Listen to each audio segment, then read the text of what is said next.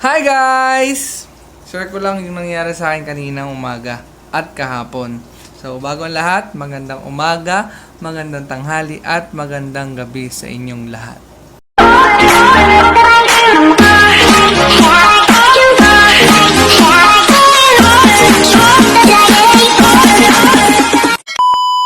So, yun. Kahapon, siguro November 8 siya ng 8 p.m. May na-receive akong 15,000 pesos through GCash. Ngayon, nagtataka ako kasi saan galing yung 15,000 pesos na yon? So, nag-isip kami ni Mama, ni Katkat, kung kanino ba talaga galing or baka may mali lang na transact. Yun ang una naming inalam. So, ngayon, 8 p.m. na-receive namin yung 15,000 pesos. Siguro inintay namin may tumawag sa akin para, kunyari, i-claim, ganon. So, yon. Going back, wala akong na-receive na call simula 8 a.m. through 9 p.m. Pero nung matutulog na kami ng bandang mga 10, may nakita ako sa phone ko na unknown number siya na tumawag sa akin. Kaso hindi ko nasagot kasi nga yun, tulog na kami. Hindi na namin nasagot yung tawag nung person na yun. So, yun. Kinabukasan, so kanina lang umaga, habang may ginagawa ko, mga bandang 8 a.m. din, tumawag sa akin si ma'am,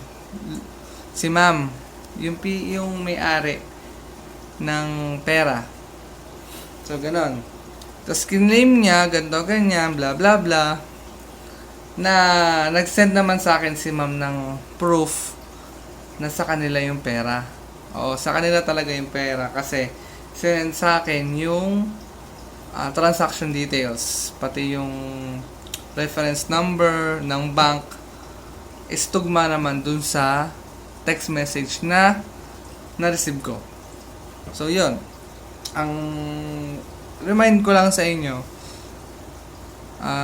kung meron man kayong papadalhan through GCash or kung ano man pong online transaction, please do double check, triple check your transaction. Kasi hindi po lahat ng tao or depende na rin po sa taong mapagsesendan nyo kung sakaling mali, kung ibabalik pa ba nila yung pera. So, yun. Kukwento ko lang yung kay ma'am na nangyari sa amin is yung perang yun pala is galing sa kanyang kapatid. Nagtatrabaho through abroad. So, yun. Sabi ni ma'am sa akin, kakasalta lang daw nung kapatid niya.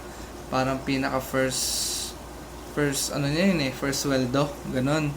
First sweldo niya na papadala niya sa Pilipinas para sa mga anak niya. So, okay ma'am, ipapadala para mapadala sa asawa nung... Yun ang pagkakaintindi ko. Yun ang pagkakaintindi ko sa kwento ni ma'am. Pero, lahat naman is totoo. Pati yung transaction, lahat. So, ipapakita ko sa inyo dito, mamaya, yung mga proof ng usapan namin ni ma'am at yung usapan namin ni kuya doon sa yung may-ari ng pera sa abroad. So, yun lang po. At maraming salamat po sa inyong lahat. At take care po pala ulit sa inyo ma'am tsaka kuya. Please, kung mapapanood nyo po itong video na to, ayun na po. Sana po, wag na pong mangyari ulit yung nangyari sa inyo.